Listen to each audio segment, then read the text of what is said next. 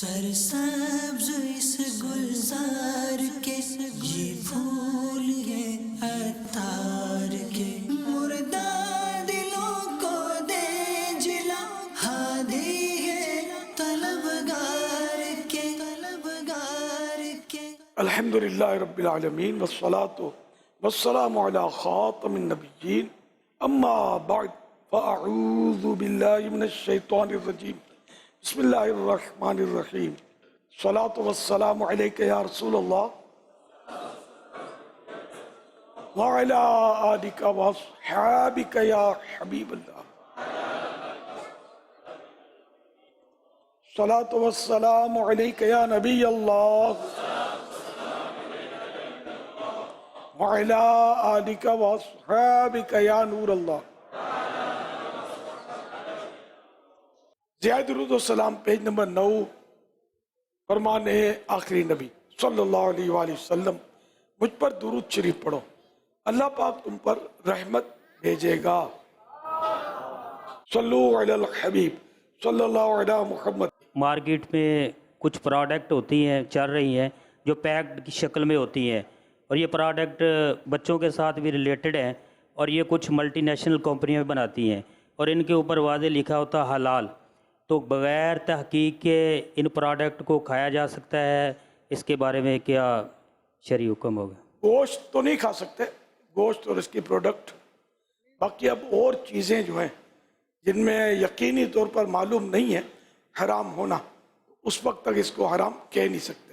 میرا سوال یہ ہے کہ ٹرین میں آتے وقت اگر نماز کا وقت ایسا آ جائے کہ ٹرین کا سٹاپ قریب نہیں ہے اور وقت جا رہا ہے، اب ٹرین میں ہی نماز پڑھنی ہے، سیٹوں کے درمیان عموماً قبلہ کا تعین کر کے کھڑے ہو کر قیام کر کے نماز پڑھنا مشکل ہوتا ہے، تو گزرگاہ والا ہی ایک رستہ ایسا ہوتا ہے کہ جہاں پہ آپ قبلے کا تعین کر کے کھڑے ہو کے نماز پڑھ سکتے ہیں، لیکن جو اسلامی بھائی یا دیگر افراد واش روم سے نکل کر اس رستے سے گزر رہے ہوتے ہیں، ان کے جوتوں کو نیچے سے گیلے ہو کے اس رستے کو بھی گیلا کیا ہوتا ہے، تو وہاں پہ کھڑے ہو کے نماز پڑھنے پہ دل جمتا نہیں ہے، اس حوالے سے کیا کرنا چاہیے؟ ممکنہ صورت میں تو کھڑے ہو کر ہی پڑھنی ہے، اور ہم نے بھی ٹرینوں میں بہت سفر کیے ہیں، وہ کچھ نہ کوئی رستہ بن ہی جاتا ہے، اگر آدمی کا احساس پکا ہو نا تو وہ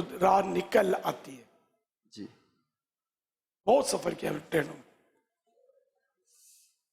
راستہ نکالنا ہوگا، کھڑی اگر ٹرین ہے تو اس پہ ٹرین کھڑی ہوئی تو قبلے کا تعین بھی کرنا ہوگا، جبکہ اگر کوئی بتانے والا ہے تو اس کو پوچھ لے، خود نہیں معلوم تو کوئی بتانے والا نہیں ہے تو پھر تحری کرے، یعنی غور کرے، جس طرف دھیان جمے اس طرف رخ کر کے نماز پڑھے۔ آپ کی خدمت میں سوال یہ عرض ہے کہ امام جب آخری قاعدہ کرتا ہے تو مسبوق یعنی جس کی چند رکعتیں چھوٹ جاتی ہیں اس کے لیے تو وہ آخری قاعدہ نہیں ہوتا، تو ایسا شخص التحیات پڑھنے کے بعد کیا کرے؟ اس نے التحیات پڑھنے کے بعد درود پاک یا دعا پڑھ لی تو اس صورت میں کیا حکم ہوگا؟ اس میں ایسا ہے کہ التحیات تو ہو سکے تو آہستہ آہستہ کم رفتار سے پڑھے، کہ وہ اس طرح مطلب یہ کہ امام کے ساتھ انہیں رہے، چاہے تو وہ شہادتین کلمہ شہادت جو ہے یہ مطلب ریپیٹ کرتا رہے سلام پھرنے تک، اور اگر درود ابراہیم پڑھا تب بھی کوئی حرج نہیں ہے۔ واللہ تعالی اعلم ورسولہ اعلم عز وجل وصلی اللہ تعالی علیہ وآلہ وسلم، صلو علی الحبیب صلی اللہ علیہ وسلم۔ یا سیدی، میرا یہ آپ سے سوال ہے کہ جو لوگ نماز نہیں پڑھتے اور داڑھی مڈاتے ہیں، ان کو نماز پڑھنے کی اور داڑھی رکھنے کی کیسے ترغیب دلائی جائے اور ان کو مدنی ماحول میں کیسے لایا جائے؟ جس طرح آپ کو لایا گیا اسی طرح آپ دوسروں کو لائیں۔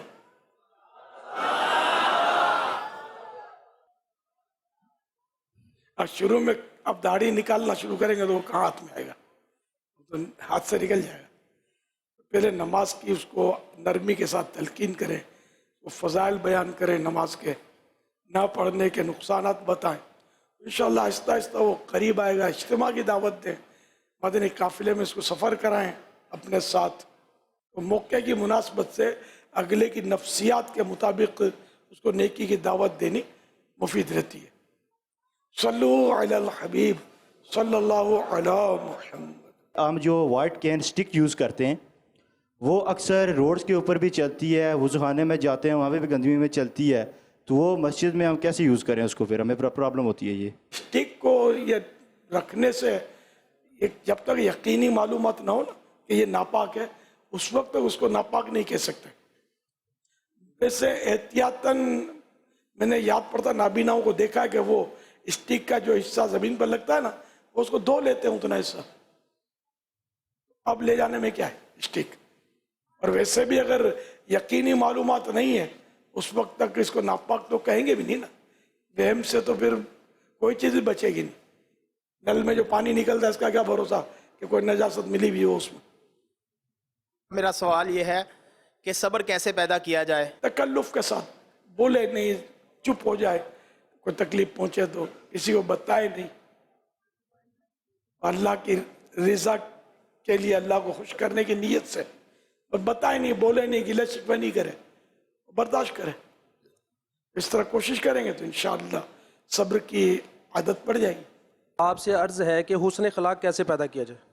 حسن اخلاق کے فضائل پڑھے جائیں اور بد اخلاقی کے نقصانات کا مطالعہ کیا جائے اور با اخلاق عاشقان رسول کی صحبت اختیار کی جائے، کوشش بھی کی جائے۔ انشاءاللہ یہ کہ حسن اخلاق پیدا ہوگا، ملنساری کی عادت بنائیں، مسکرانا سیکھیں اگر نہیں آتا تو انشاءاللہ حسن اخلاق پیدا ہوگا۔ خالی حسن اخلاق اچھی طرح ملنے ہی کا نام نہیں ہے، اور بھی تمام سب جو آداب معاشرت ہے نا تقریباً اس میں آ جاتے ہیں۔ مسئلہ آپ کی بارگاہ میں ایک عرض کرنا ہے کہ میت کو جو کفن دیا جاتا ہے اس پر سلائی کا کیا حکم ہے؟ تجہیز و تکفین کا طریقہ پیج نمبر 105 پر دارالفتہ اہل سنت کے حوالے سے لکھا ہے، کفن کے کپڑے کو سلائی مشین یا ہاتھ سے سلائی لگا سکتے ہیں۔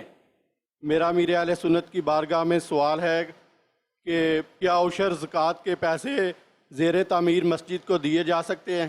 عشر و زکوٰۃ تعمیر مسجد میں استعمال کرنا ہے، اس میں کہ کسی شریف فقیر کو مالک بنانا ہوگا، پھر وہ مالک یعنی جو زکوٰۃ کا حقدار ہے، عشر کا حقدار ہے، عشر زکوٰۃ یہ دونوں کے مصارف ایک ہی ہیں جہاں خرچ کر رہا ہے، پھر وہ جو فقیر شرعی مالک بن گیا اس کے قبضے میں آ گیا، اب وہ زکوٰۃ تو ادا ہو گئی، اب وہ اب دے دے اس میں تعمیر مسجد میں تو جائز۔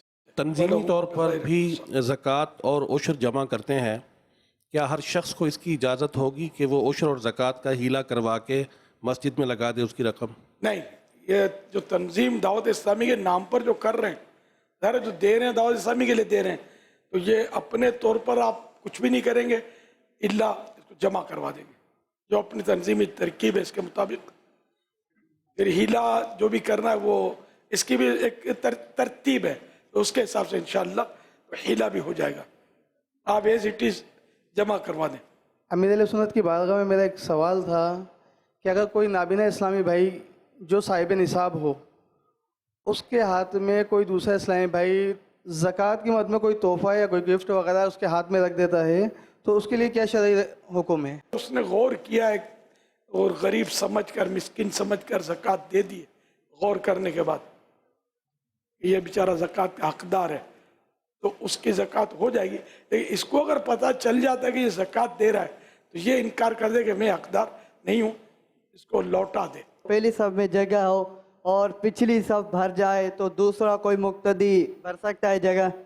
یہ فیضان نماز پیج نمبر 205 سے لے کر 206 تک یہ لکھا ہے، اگر صف بندی ہو کر نماز شروع ہو جائے، صفیں بند گئی اور نماز شروع ہو گئی اور نیت باندھنے کے بعد مقتدی کو نظر آئے کہ اس کے آگے صف میں ایک آدمی کی جگہ کے بقدر خلا یعنی گیپ ہے، تو نماز کے اندر رہتے ہوئے چل کر اگلی صف کا خلا پر کرے، یعنی گیپ پر کرے، لیکن صرف ایک صف تک جائے، ज़्यादा सफ़े उबूर ना करे, क्योंकि ये अमल कसीर हो जाएगा और यूँ इसकी अपनी नमाज टूट जाएगी।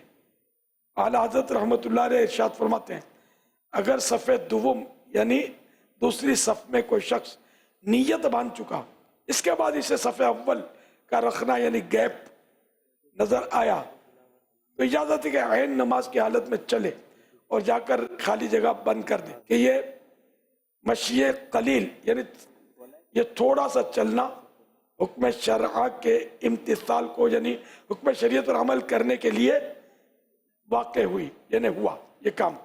हाँ, दो सफ़ के फासले से न जाए कि मशीए कसीर यानी चलने की मिकदार ज़्यादा हो जाएगी। वल्लाहु तआला अअलम व रसूलुहु अअलम। अज़्ज़ा व जल्ल व सल्लल्लाहु तआला अलैहि व आलिहि वसल्लम। सल्लू अलल हबीब सल्लल्लाहु अला मुहम्मद। मीर अहले सुन्नत की बारगाह में अर्ज़ है कि फ़िनाई मस्जिद में अगर कोई पेड़ हो, कोई दरख्त जैसे लीमू का दरख्त वगैरह, उस दरख्त से इमाम मस्जिद या खादिम मस्जिद या कोई मुक्तदी को फ़ायदा हासिल कर सकता है? अगर वक्फ का दरख्त हो तो वक्फ ही होगा दार फिना मस्जिद में, इससे तो इस्तेफादा नहीं कर सकता। इससे अगर नींबू उतरते भी हैं जो, तो वो इसकी आमदनी मस्जिद में ही दी जाएगी। जब अब्बा अगर कोई उर्फ वगैरह इसी किस्म का कोई ऐसी बात होती है इसमें? उर्फ तो वो चोरियां करने का भी आजकल, हर उर्फ जायज़ नहीं होता ना। दाढ़ी मुंडाने का भी उर्फ है, नमाज ना पढ़ने का भी उर्फ है। 99% शायद मुसलमान नमाज नहीं पढ़ रहे, तो हर उर्फ जायज़ नहीं होता। ताम ऐसे मौके पर दारुल इफ्ता अहले सुन्नत से रुजू करना चाहिए।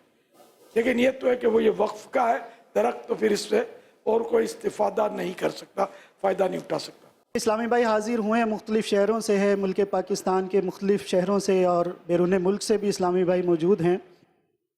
आप इनके लिए क्या ऐसे ये जाकर अपने वापस इलाकों में काम करें, दीनी काम, कि दावत इस्लामी की बका हो और ये जो शोबों का सिलसिला है ये भी बढ़े, और हम दुनिया में जो है जैसे हमारा मदनी मकसद है, मुझे अपनी और सारी दुनिया के लोगों की इस्लाह की कोशिश करनी है, तो इस मकसद को हासिल करने के लिए मज़ीद आप क्या हमसे चाहते हैं?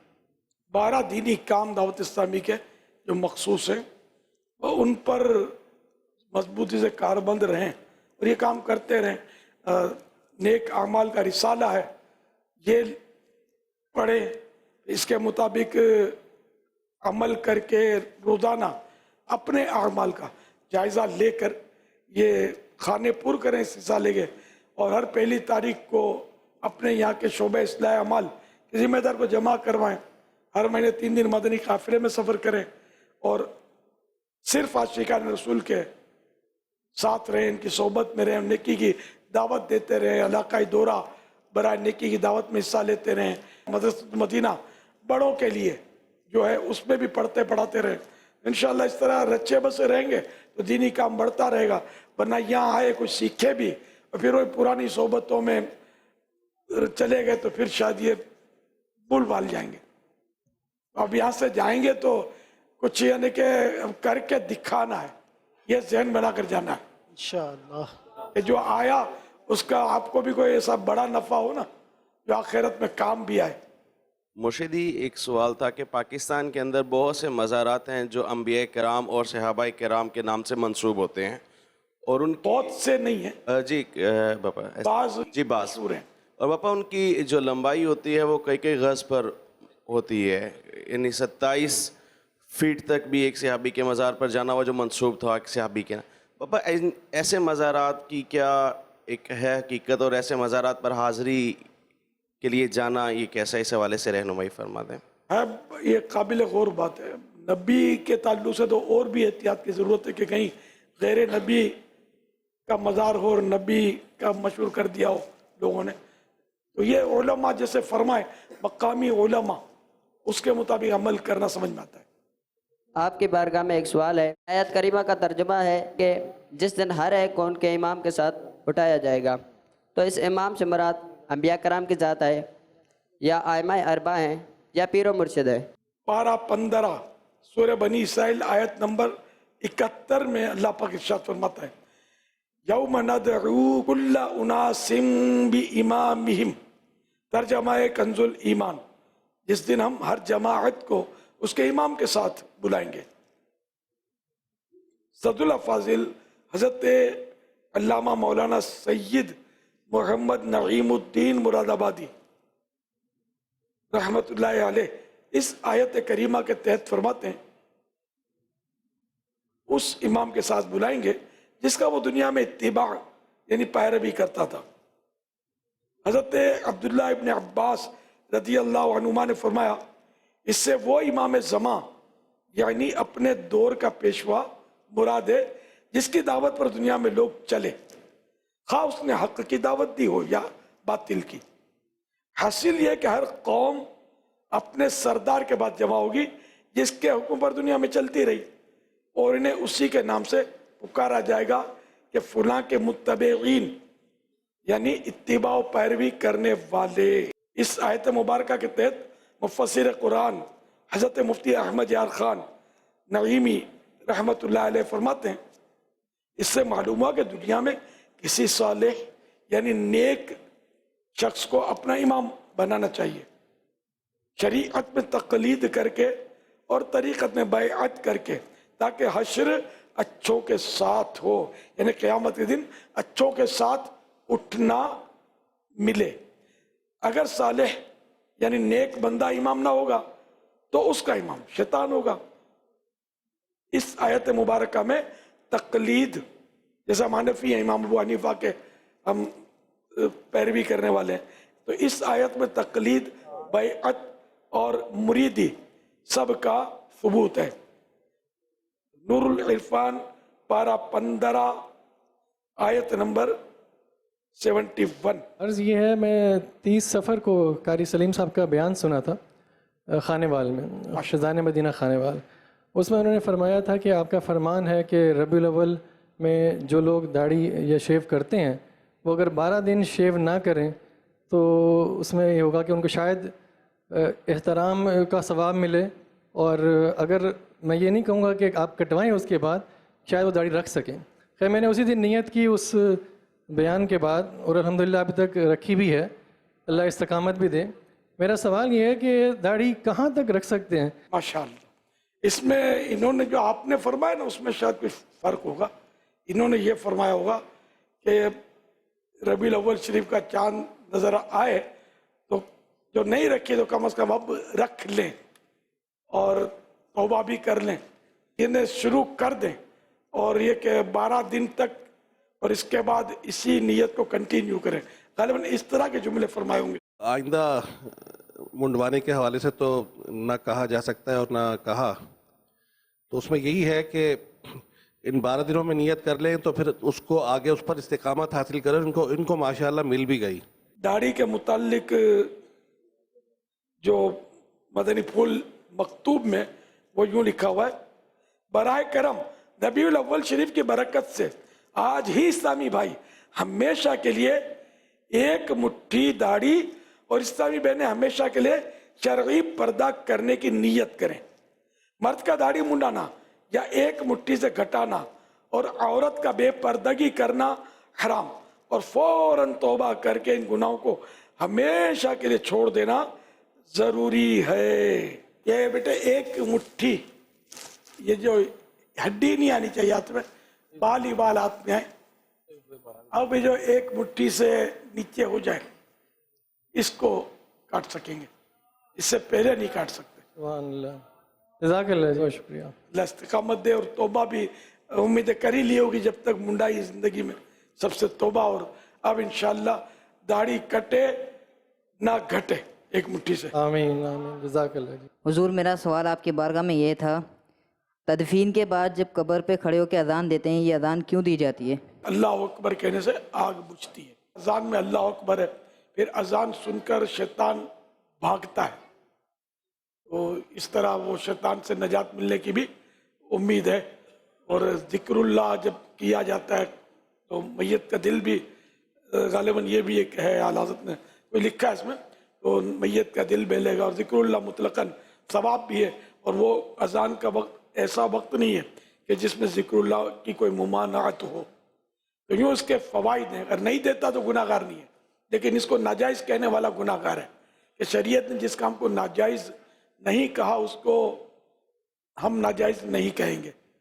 माशाअल्लाह ये कि एक तादाद है जहाँ अजान दी जाती है, नहीं भी देते, लोगों को पता नहीं है। हज़रत साद बिन मुआज दफन कर दिए गए और कब्र दुरुस्त हो गई। हुजूर पाक सल्लल्लाहु अलैहि वसल्लम देर तक वहाँ सुबहान अल्लाह फरमाते रहे। फिर हुजूर सल्लल्लाहु अलैहि वसल्लम ने अल्लाह अकबर फरमाया। सहाबा किराम हुजूर के साथ सल्लल्लाहु अलैहि वसल्लम फरमाते रहे, यही दोहराते रहे। इसके बाद सहाबा किराम ने अर्ज किया कि आपने अव्वल तस्बीह यानी सुभान अल्लाह, फिर तकबीर यानी अल्लाह अकबर क्यों फरमाई? फरमाया इस नेक मर्द पर इसकी कब्र तंग हो गई, यहां तक कि खुदा ने कुशादा फरमाई, क्योंकि कब्र में शैतान आकर वरगलाता है, इसलिए अजान दी जाती है ताकि शैतान दफा हो। बरिवायत हजरत अबू हुरैरा रज़ियल्लाहु अन्हु मरवी है, जब मुअज्जिन अजान कहता है तो शैतान पीठ फेर कर गोज करता हुआ भागता है। अबू हुरैरा रज़ियल्लाहु अन्हु से रावी हुजूर अक़दस सल्लल्लाहु अलैहि वसल्लम फरमाते हैं, आग को तकबीर से बुझाओ, इन्हें अल्लाह अकबर कहकर आग बुझाओ। हवाला मौजम औसत सल्लु अलल हबीब सल्लल्लाहु अलैहि मुहम्मद। सरसब्ज़ इस गुलजार के ये फूल